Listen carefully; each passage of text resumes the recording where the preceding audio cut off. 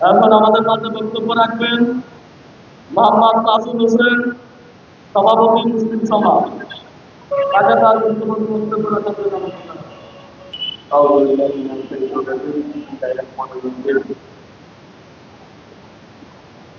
Bangladesh labour party কর্তৃক আয়োজিত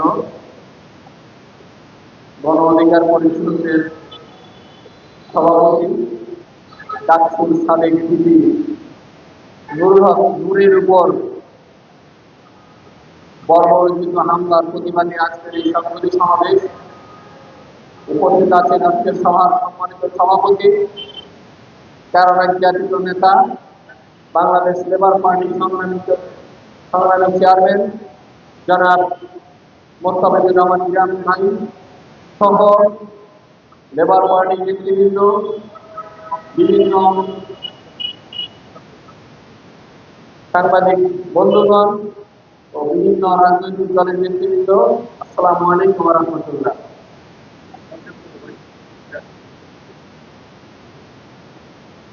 ডাকসুর সাবেক ভিপি নূরের উপর যে বর্বরোচিত হামলা, এটা হলো শুধু পরিকল্পিত একটি হামলা।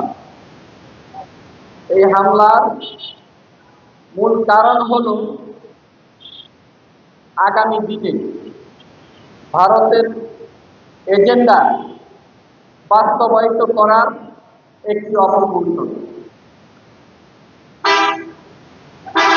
ওরা বার্তা দিল যে যারাই ভারতের এজেন্ডার বাইরে যাবে তাদের পরিণতি এই হবে। আমি এই ন্যাক্কারজনক হামলার তীব্র নিন্দা প্রতিবাদ জ্ঞাপন করছি। স্পষ্ট ভাষায় বলে দিতে চাই, এই ধরনের ষড়যন্ত্র অনতিবিলম্বে বন্ধ করেন। 5ই আগস্টের পরে জাতীয় ঐক্যবদ্ধ, জুলাই বিপ্লবের চেতনা এখনো হারিয়ে যায়নি। পরিকল্পিতভাবে জুলাই বিপ্লবের সাথে যে সকল রাজনৈতিক দল সম্পর্কিত তাদেরকে বিভক্ত করার ষড়যন্ত্র, সেনাবাহিনীকে ছাত্র জনতার মুখোমুখি দাঁড় করানোর ষড়যন্ত্র, আরেকটি 1/11 ঘটানোর ষড়যন্ত্র। দুটি মাস্টার প্ল্যান নিয়ে ভারত কাজ করছে, এটা আমরা বুঝি জানি। একটি প্ল্যান হলো সামরিক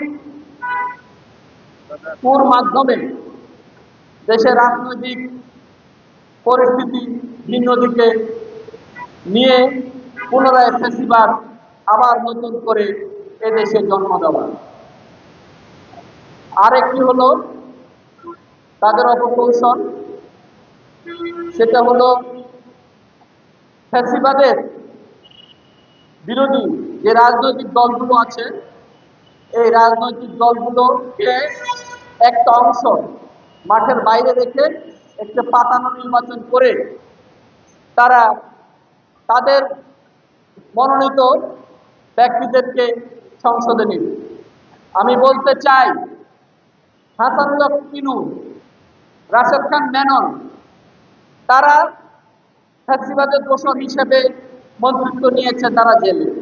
তাহলে জাতীয় পার্টির জিএম কাদের, কাজী ফিরোজ রশিদ, মজিবুল হক চুন্নু, আনিস ইসলাম মাহমুদ, সৈয়দ আবু হোসেন বাবলা সহ যে সকল এমপিরা ফ্যাসিবাদের দোষর ছিল, তারা কি করে এখনো বাইরে আরামায়েশ করে?